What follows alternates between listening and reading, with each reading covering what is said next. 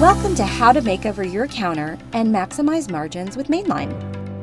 In this video, you will understand how plumbers shop and how to harness it to make your store most effective. For starters, most plumbing contractors are men, and men behave in 5 specific ways when they shop. Number 1, men move fast. Number 2, men don't shop from lists. Number 3, they spend less time looking. Number 4, they don't ask where things are.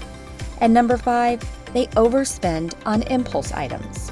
So, this presents a great opportunity for you to set your counter up to successfully respond to how your customers shop and watch your sales and margins per ticket rise. So, if customers move fast in your store, you want to create clear, easy access. If they don't shop from lists, you want to provide a broad product assortment on display so they see it, remember they need it, and then buy it. If your customers spend less time looking, you want to maximize visibility of products. If they don't ask where things are, you want to add signs, and more signs. If they overspend on impulse items, you want to create adjacencies. Adjacencies are strategically placing one item next to another related item to achieve additional sales. Also, if they tend to overspend on impulse items, you want to place grab-and-go products out for easy purchase. Now, let's take a look at a counter area from another industry, auto parts. Here, you see an AutoZone. What do you notice? Visual organization, uniformity, evenly spaced aisles, marked aisleways to quickly find things, fronted products so shelves look full even if they're not, consistency of color. We'll walk you through exactly how to reorganize your space to make it more conducive for a plumber to find what they came in for, and so much more. And any profit center can do this, whether in the midst of a full renovation or a modest reorganization. To start, remember you want to keep things clean, clear, and easily accessed. Let's look at your shelving.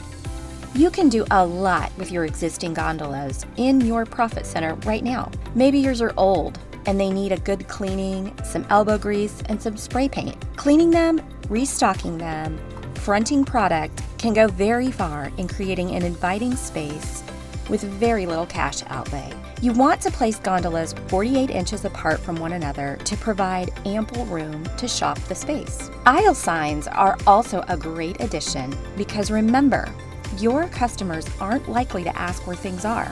You can pay just about anything for these T-bar style aisle markers, $100 to $200 each. I bought these though on Amazon for $29.99 and with a laminator, hole punch, and a couple S-hooks, turned them into branded, customizable aisle markers anyone could use. Links to everything I use here will be provided in resources. Now, let's talk about something known as the power of adjacencies. Remember that your customers don't shop from lists, but they do see something, remember they need it, and buy it. So you should have products that go together. This is called adjacencies. It's about putting daubers and applicators by your cement, sealers, and primers, for example. This makes it easy for a customer to buy not only what he or she came for, but also something additional as well.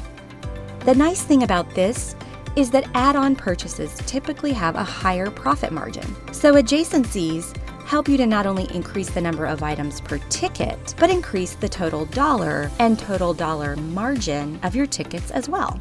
This can be effective anywhere in the store. Here we see brass fittings beside wire brushes, sand cloth, solder and flux, and torches. Do a study at your PC.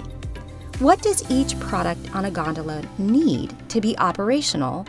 And consider adding that operational item alongside the product. Since your customers spend less time looking, you want to maximize use of what's called the prime visibility zone. This is located from slightly above eye level to about knee level. This is a critical area on all fixtures because it's where customers actually see merchandise.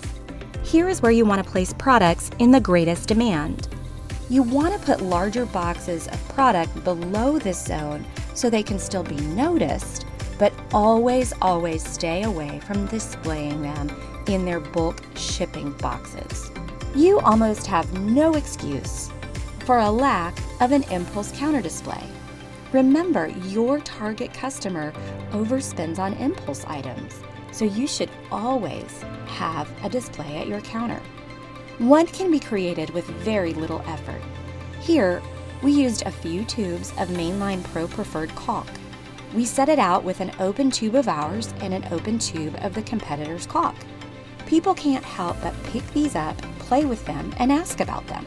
The counter salesperson can easily ask the customer, "Need a tube of caulk today?" because of the visual prompting. Also, after explaining that Mainline caulk is vacuum packed with no air bubbles and thus giving a uniform bead, the contractor is sure to concede. All right, let's recap all that. You want to create clear, easy access because men move fast. You want broad product assortment on your shelves because it helps plumbers remember what they need because they don't shop from lists. You want to maximize visibility of products so that your plumbers spend less time looking because that's how they naturally behave. You want to add signs, and more signs because your shoppers tend to not ask where things are. You want to create adjacencies and place grab-and-go products out for easy purchase because your plumbers buy on impulse. What's the first thing you want to change at your counter today?